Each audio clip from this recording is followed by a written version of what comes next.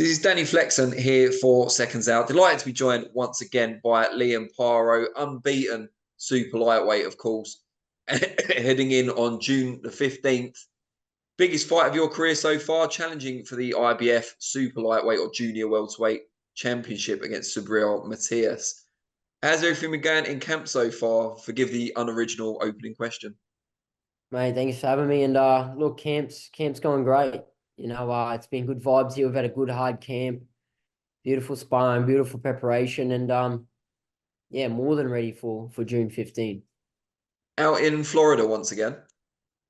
Yeah, well, yeah, this is our first camp in Florida. Yeah, so the beautiful part of the world, and look forward to doing plenty more camps here in the future. Good stuff. Now, you said you've had some beautiful sparring. I know we've talked in the past about some of your sessions with kind of more slick, kind of defensively sound world-class boxers, the likes of Devin Haney, Shakur Stevenson, and so on. Obviously, against Matias, it's a very different type of challenge. Who have you been able to draft in to kind of replicate that sort of style? Yeah, well, we've got our main sparring partner from Sydney, Australia, Jason Fawcett, hell of a fighter on his career, young career coming up. We had the likes of Pedro Camper come in.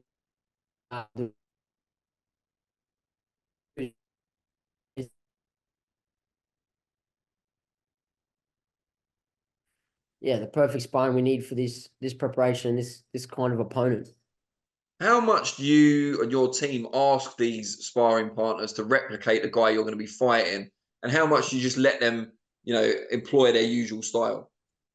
Look, we get in guys that suit the style that roughly or kind of fight the same. You know what I mean? We're not going to ask a boxer to try and put some pressure on. So my coach Alfie DiCarlo, he's the man behind all that magic, and he'll suss out and research guys that have the perfect style, most similar style possible to our opponents. So we've been lucky enough with that.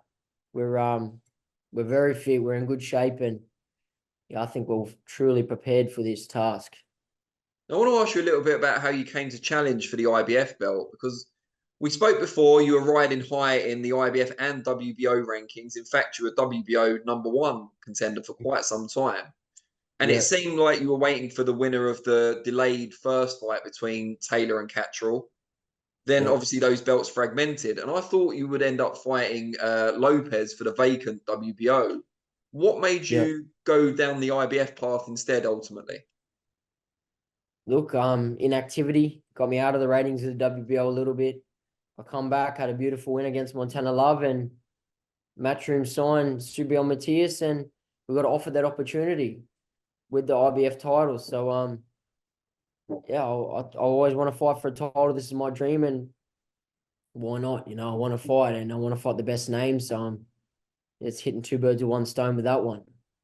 Montana Love, you got to come back after, as you said, a long time out, right on the big stage, and a very explosive performance as well. Maybe showed a bigger audience that didn't already know about you necessarily, just what you can do. How satisfying was that performance? Very satisfying. It put us right back into where we needed to be. Right in title contentions and title talks. And yeah, I did. I won a lot of fans over that night, and that's what I continue to do in my career. But it's exactly the fight we needed, and yeah, it's the outcome we needed to be back where we are now. And Matias has had kind of the big build up, as you said. He's recently signed with Matchroom. You were already there under the auspices of Eddie Hearn and company. Really excellent pressure fighter, great work rate, obviously, respectable power at least. But Yeah. what do you see in him? Because you're a, world-class technician in your own right. Is he a style that suits you? I just see everything you just said, and that's his one style. We know what Matias is going to bring to the table. It's worked well for him, so I don't see him stepping away from that kind of style. He's a tremendous champion. I've got respect for him. Look, I just believe I got the boxing ability and the IQ to match it, and if not, beat this guy. So, like I said, the title's on the line, the big name's there. So I've had all these tests and I keep passing them with flying colors. So it's about time to test myself against the very best, and that's what it's all about. And people looking at this from the outside, who've maybe seen a couple of fights of each of you, will expect it to be, as you said, him on the front foot, coming forward, trying to cut off the ring against you, you using angles, lateral movement, and so on, and pot shotting a little bit. Is it that simple? Do you both know what each other's going to bring, or is there more strings to your bow perhaps than his? Obviously, he's working on things. We're working on things. You're always going to add little things. We're always going to try to bring the unexpected into fights. And I believe we've done so in this camp. We've been mixing it up a bit, But like I've said to everyone, I've always got the dog in there. If I need to go down to a scrap, I will. I'm happy to do so. I've just never had to win fights. I've done it fairly comfortably. So it's there if it needs to be. But yeah, it's just going to be an exciting fight. I think everyone tunes in June 15, and yeah, the fans are gonna win on this one. There's a bit of a narrative about Matias being avoided over the last year or so. Does that give you a bit of extra kind of mettle when you go in there, knowing that you're the guy that stepped up where others haven't? It just shows people that I'm a fighter. I'm a fighter. I fight, and I've always said I'd fight anyone. It just proves that point. And it's massive. It's gonna be, God willing, get the job done. It's gonna make that victory so much sweeter, taking out the guy that everyone's avoiding, and yeah, not only that, but in his backyard, in his hometown, which is, I believe, just going to be a better chapter in the book when it's all said and done. Did you need much convincing to go over to Puerto Rico? Never. My coach barely, he knows he doesn't even have to ask me. I'll fight anyone. I've always said that. So I said yes, and yeah, we're here. We're days away. So I'm excited. Now, 140 pounds is obviously at the moment a very stacked division. Apart from yourself, do you rate Matias as the number one at the weight, or after you as the number two?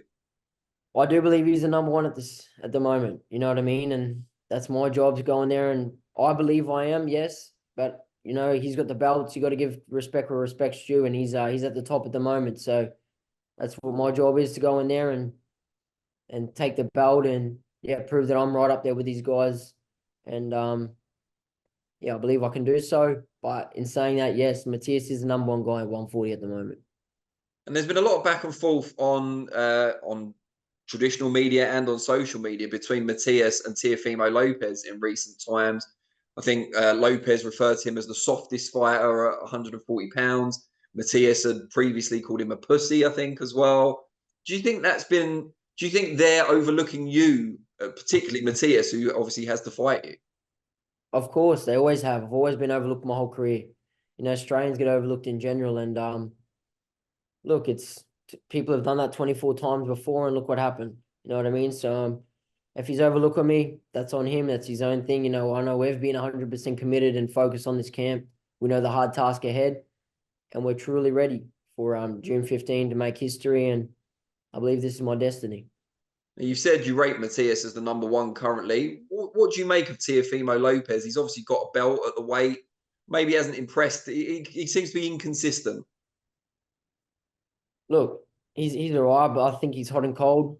You got to respect him. He's got a belt. He's a champion for a reason.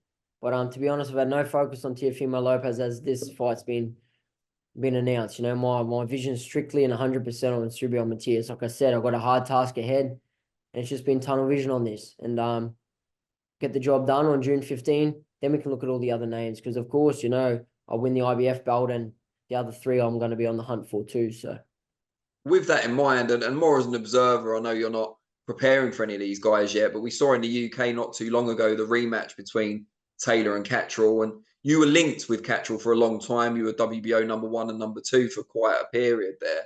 What did you make of his victory second time around? he definitely got the victory. Not as wide as the first one, I believe, but the right man won on that night. And look, that could be a future opponent too. We were scheduled to fight back in 2020 before COVID come through. There's talks of me and him fighting for a world title, but look, the world has different plans, and it's the way it works. And yeah, he could be on the hit list in the near future. And then you've got Devin Haney, who of course still has the WBC title at the moment, despite defeat to an overweight Ryan Garcia, who has since obviously tested positive for performance enhancing drugs as well. Regardless of the aftermath, what did you make of the fight itself?